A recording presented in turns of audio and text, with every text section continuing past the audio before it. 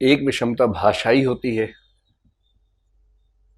जैसे आजकल कोई अंग्रेजी बोल देना तो लोग कहते हैं भाई ज्ञानी आदमी है, कुछ भी कहो। अंग्रेजी में चाहे कुछ भी बकवास करे, पापा डोंट प्रीच ही करे, लेकिन लोग कहते हैं कुछ भी कहो, ज्ञान की बात करता है। उस जमाने में ऐसा रुतबा कौन सी भाषा का था? संस्कृत।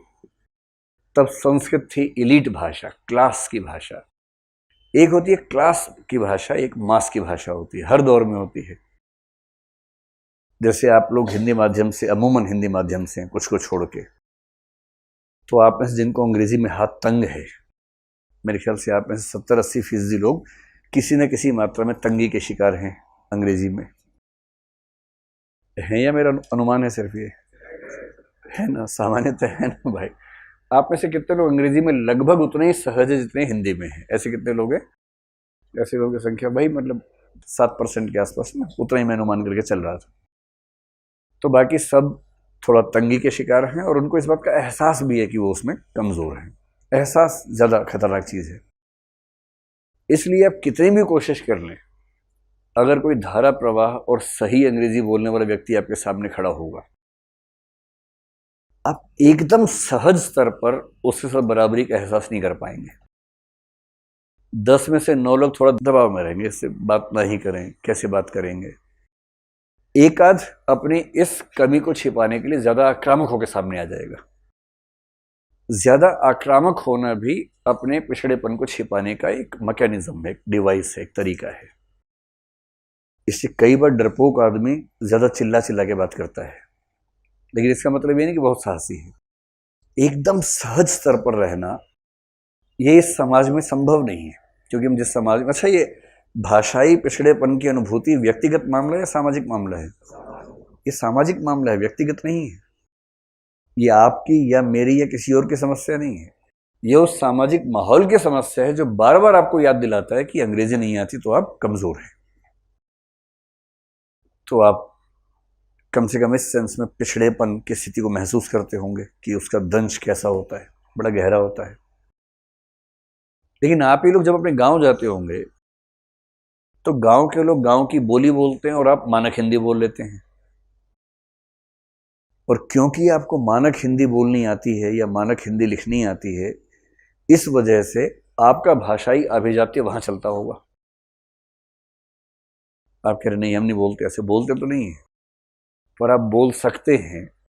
ये जो धौंस है, ये धौंस तो रहती होगी ना। किसी गांव का आदमी एक औपचारिक चिट्ठी, कलेक्टर को चिट्ठी लिखनी है, पूरा गांव आपके पास आएगा कि बबू एक चिट्ठी लिख दीजिए कलेक्टर को। फिर आप लिखेंगे, ऐसे नहीं लिखते, इसको लिखो अनुप्रतिलिपि। गांव का आदमी पता नहीं क्या बोल दिया भाई, बहुत पढ़ता है बच्चा। आप भी जानबूझ के 5-6 ऐसे शब्द गिराए जा रहे हैं कि वो आदमी, लिखो उसमें गुरुत्वाकर्षण लिखो थोड़ा सा। उस बेचारे को क्या पता क्या लिखवा रहे हो, लेकिन आप 3-4 ऐसे शब्द मार के ही रहेंगे उसमें कि वो घबरा जाए कि इसने बहुत पढ़ाई कर रखी है। भाषाई आतंक जिसको बोलते हैं ना, वो ये होता है। तो आप लोग भाषाई आतंक के शिकार हैं या शिकारी भी हैं? तो बस यही ध्यान रखना, हम लोग शिकार के साथ साथ शिकारी भी हैं। मौका मिलने पे शिकारी, मौका ना मिले तो शिकार। मैं आपको एग्जांपल देता हूँ। मैं जहाँ था अपने परिवार के साथ, छोटे छोटे बच्चे 7-8 इकट्ठे हो गए थे, तो एक गेम खेले थे, डम शराट जिसको बोलते हैं, आपने देखा ही होगा। डम शराट समझते हैं ना, कि इशारों से बात समझानी होती है अपनी। तो बच्चे खेल रहे थे, तो फिर हुआ कि चलो बच्चे और बड़े मिलके खेलते हैं, एक टीम बच्चों की, एक टीम बड़ों की। तो बड़ों में हम सब थे, हम सब कहाँ मुकाबला करेंगे बच्चों का, लेकिन ट्राई कर रहे थे। तो उन कम वक्तों की जो मौखिक भाषा है, मतलब जो संकेतों वाली भाषा है, वो सब दिल्ली के पढ़ने वाले बच्चे हैं। तो वो तो उनकी कोड लैंग्वेज बनी हुई है पूरी की पूरी। उनको 1 सेकंड लगता है, आप कोई मुश्किल सा शब्द देंगे, 1-2 सेकंड में खड़ा खड़ा से ऐसे इशारे करेंगे, सामने वाला समझ जाता है क्या बोलना चाह रहे।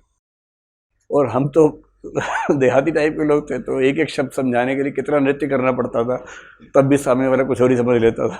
वो सब हो रहा था। तो उनका मख्तों ने क्या कर रखा था, कोड अपना सबसे पहले फिल्मों के नाम पे चल रहा था। तो सबसे पहले सूचना दे रही होती है कि कितने शब्दों का नाम है फिल्म का, और कौन सी भाषा में, हिंदी में कि अंग्रेजी में है। उनका स्टाइल क्या था, इसका मतलब है अंग्रेजी है, इसका मतलब हिंदी है। मैंने तो बुला के झापड़ मारूंगा कस के अगर ऐसी बकवास की, तो ये क्या ड्रामा कर रखा है।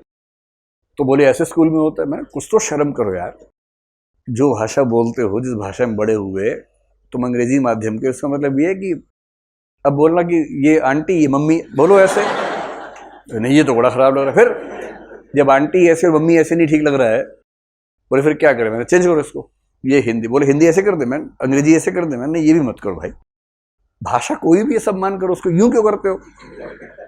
तो ये कोड चेंज हुआ कि अंग्रेजी ये है, हिंदी ये है। उसके बाद से हमारे परिवार में 2 4 5 6 घंटे गेम चली, सब बच्चे ऐसे करने लगे, ऐसे हिंदी और अंग्रेजी ऐसे। बीच में एक मेरे पास आ गया, उसमें उर्दू का नाम था। अब मैंने कहा आप क्या करें, तो फिर मैंने ऐसे किया और फिर ऐसे किया, बोले ये क्या होता है, मैंने कहा कोई तो रास्ता निकालना पड़ेगा ना।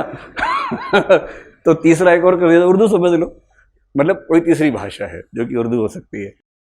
आप सोच के देखिए कि हमारे अपने देश में हमारे बच्चे खेल में हिंदी का ये संकेत कर रहे हैं, अंग्रेजी का ये संकेत कर रहे हैं, इससे बेहूदी क्या बात होगी। और मुहावरा क्या है, इसकी तो हिंदी हो गई, सुना है आपने।